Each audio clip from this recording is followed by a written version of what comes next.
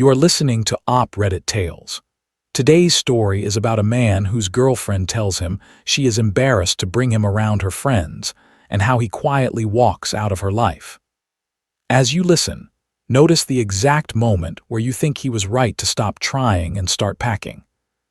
The smell of coffee was the first thing, like it always was. My ritual. Our ritual, I used to think.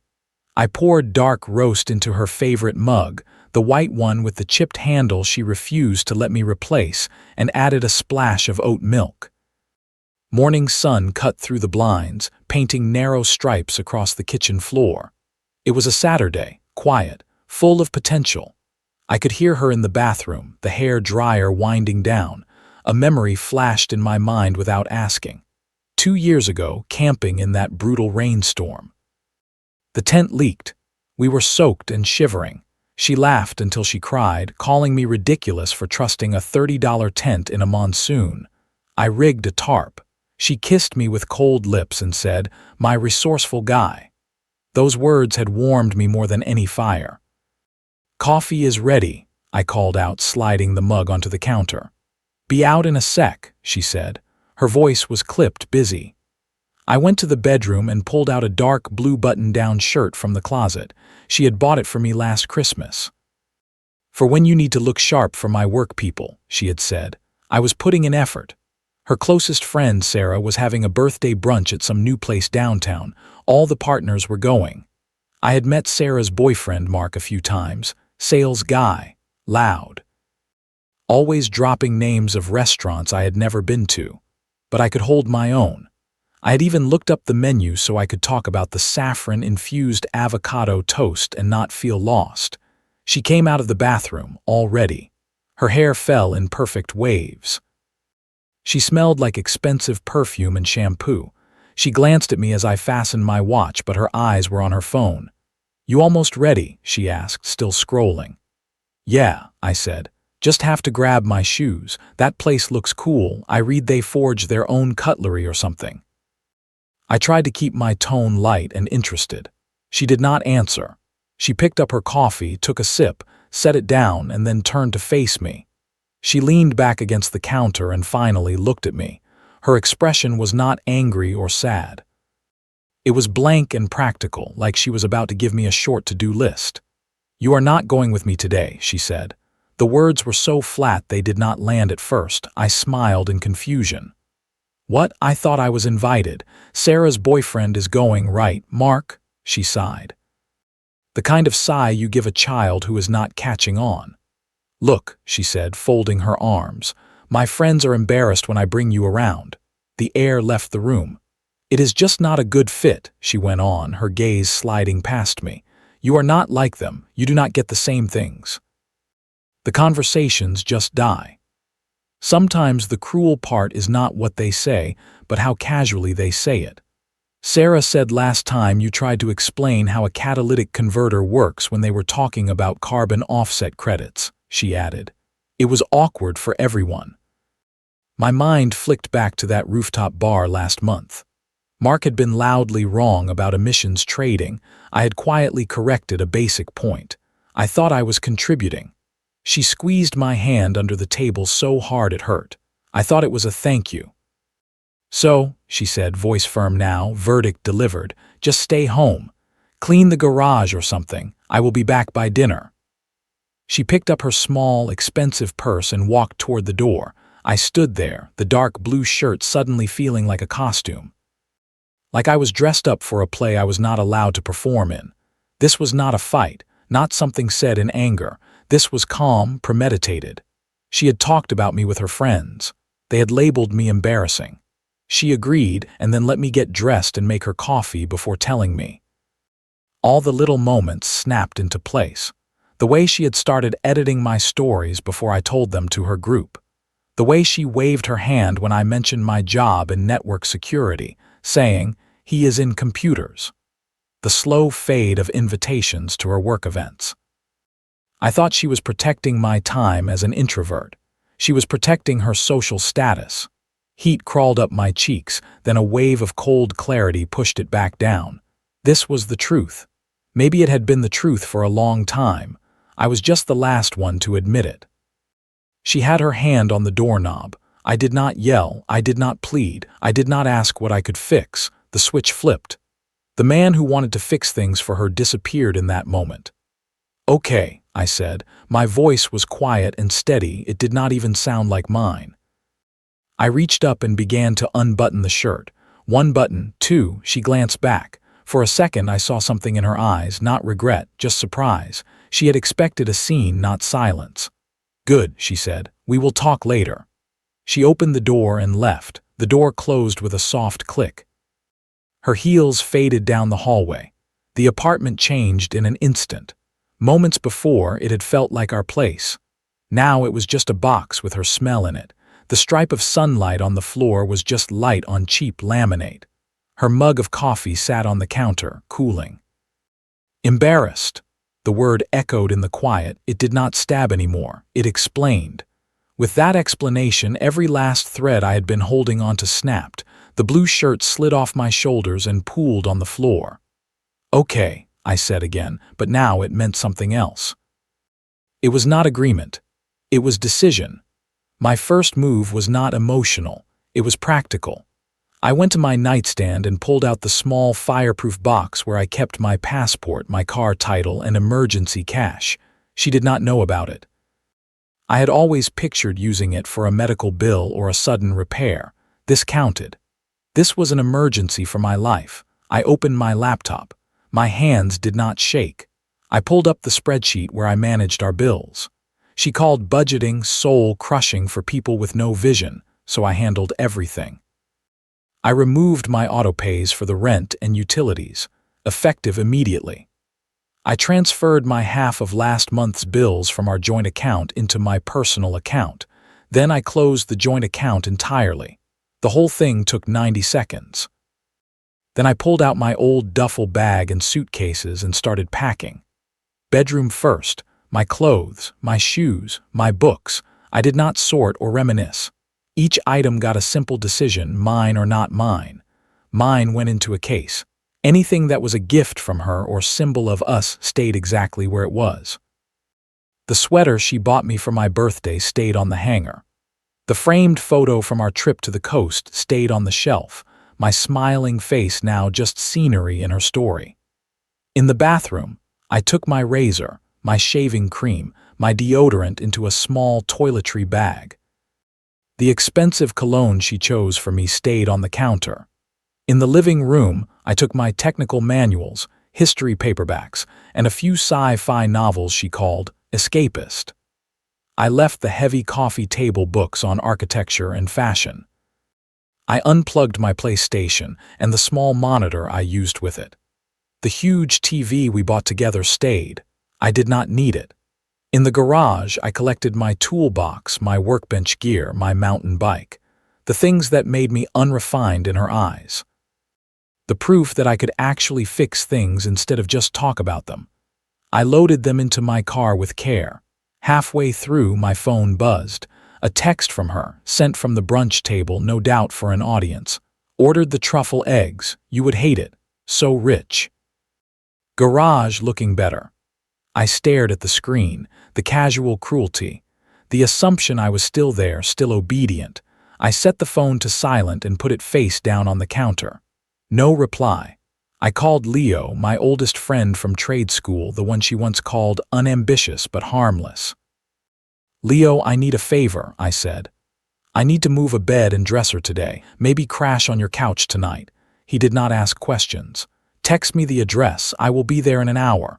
Bring beer," he said. When Leo arrived with his truck, his face told me he understood enough. He saw the boxes by the door, the empty spaces on shelves. He put a hand on my shoulder. "That bad?" he asked. "Worse," I said. We loaded the furniture in a quiet rhythm. Soon the apartment was stripped of me. It looked wrong, like a smile missing teeth. Perfect. On the bare kitchen counter, next to her cooling mug of coffee, I put a single yellow sticky note. I did not write a long message. I did not list the ways she hurt me. I did not argue. I wrote 2 words. Problem solved. I took one last look around. This had never really been my home. It was a stage where I played a supporting role, Time to leave the stage. I walked out and closed the door softly. My new place was a small studio over a quiet garage. It smelled of paint and cleaner. Bare concrete floors, a window looking out on a big oak tree. It was empty, it was simple. It was mine. Leo helped me carry the bed up the stairs and put it together. We worked in silence, metal clicks and turns, a different kind of ritual. Back at my old apartment, my phone sat face down on the counter, buzzing. But I had synced my number to my work laptop, which I had already set up on a cardboard box in the studio. Soon, missed call alerts popped up, then a voicemail, then messages. The first voicemail came in at 8:17. What the hell? Where are all your things? Is this a joke? Did you move out? Call me right now. This is not funny. Her voice was a mix of confusion and anger. No worry for me, just for the situation. Texts followed. We need to talk. You cannot just leave. What about the rent? What about the lease? My friends are asking where you are. Sarah said it is weird you just bailed. This is so awkward for me. Okay, I am sorry about what I said. You took it too personally. It was just brunch. Can you please be an adult and call me? Every line was about how my absence affected her, not how her words had affected me. That is a big sign by itself. I read them once and closed the laptop. Leo and I ate pizza on the studio floor and drank beer. He told me a dumb story about a client at his auto shop. I laughed. The sound felt strange but real. That night I slept deeply for the first time in months. The next weeks were a slow, quiet unraveling. Week 1, her messages shifted from angry to pleading. The sink is making a weird noise. You always knew how to fix it. I got a late fee on the electric bill. The autopay did not go through. Did you change something? Mark asked about you at dinner. He said you were actually really smart about that crypto mining energy stuff. He wanted to pick your brain. I did not answer. I was busy putting up shelves, buying a plant, signing up for a woodworking workshop. Week 2, Sarah stepped in. Hey, this is Sarah. I do not know what is going on with you two, but you are really hurting her. She is a mess. Whatever pride thing you are doing, get over it. Real men do not ghost. They work it out, I replied with one line. There is nothing to work out. We are done. Then I blocked her. Sometimes the healthiest answer is short and final. Week 3, a mutual friend named Ben sent me a screenshot from their group chat. I do not get it, she had written. He just left over one comment, so fragile. Mark replied, yeah, but you said we were embarrassed by him in front of my guys. That is cold lol, Sarah said. Mark, not helpful. She is grieving. Ben messaged me privately. Dude, they are turning on her. Mark has been making snide comments. He asked if he was so embarrassing. Why is she freaking out? You okay? I am good, I wrote back. Thanks. That night a new voicemail came in. Please pick up, please, she said, voice shaky. I get it now. I was awful. Those friends, they are toxic. I cut them off. It is just me now, the real me. The one who loved you in that tent in the rain, remember. Can we just get coffee as friends? I need to see you. She had moved from shaming me with that memory to weaponizing it. I listened once. The manipulation was smooth, but I was not the same man who stood by the kitchen that morning. The next day I called her. She answered on the first ring. Hello, she said, breathless. I am glad you are working on yourself, I said. My voice was calm. So we can get coffee tomorrow, she said quickly, thin hope in the words. No, I said. That would not be good for me. Take care. I hung up. An hour later, her last message came through. You know what? Fine, you were always weak. This proves it. You could not handle a strong woman. You would rather run and hide than fight. You will die alone and boring in your little cave. I am better off. You did me a favor. The mask was gone. That was the real voice. I did not reply. I blocked her number. The buzzing stopped. The silence was not empty. It was peaceful. I settled into my new life. The studio turned into a home. I sanded and refinished a desk I found at a thrift store. I joined a climbing gym. Work in network security, which she once brushed off with he is in computers, became a source of quiet pride. I took on some consulting work and made even more. I saw friends. I met new people. There was a woman at the gym, Clara. We went for smoothies a few times. It was simple. No games. Months turned into a year. Then one Sunday afternoon, in a big home improvement store, I turned down the lumber aisle with a scrap of paper in my hand. I was checking boards for a shelving project when I felt someone standing nearby. A familiar scent cut through the smell of pine. I turned. She was there holding a single light bulb. She looked older, but in a real way. Less polished, more human, simple clothes, no heavy makeup, just a person under bright store lights. "John," she said, almost whispering. "Hey," I said, giving a small nod. I turned back to the boards, running my thumb along the grain. "You look really good," she said. "Healthy." "Thanks," I said. "How have you been?" It was just a polite phrase, no weight behind it. She let out a shaky laugh. "I have been better," she said.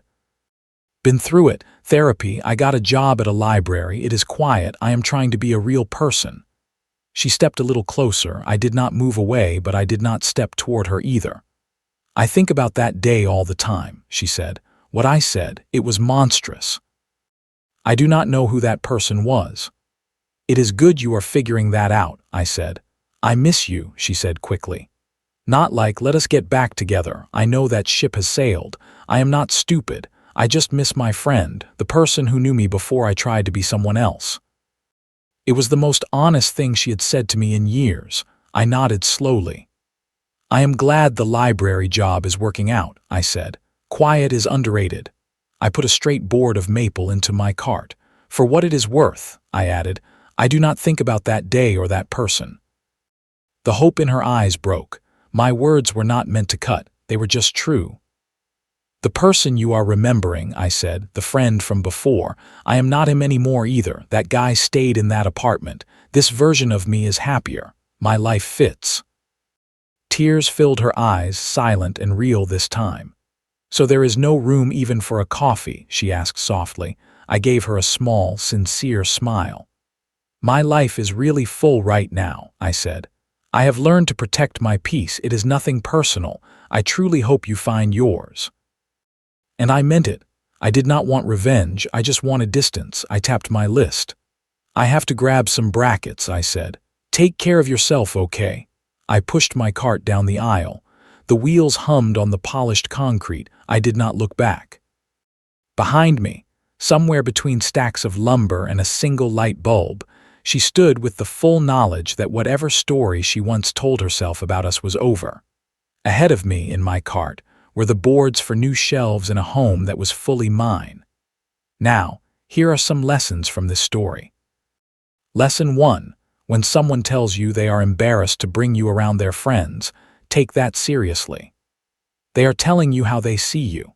Lesson 2. You cannot fix a relationship where you are treated like a social problem to hide rather than a partner to stand beside. Lesson 3. Leaving quietly can be more powerful than arguing.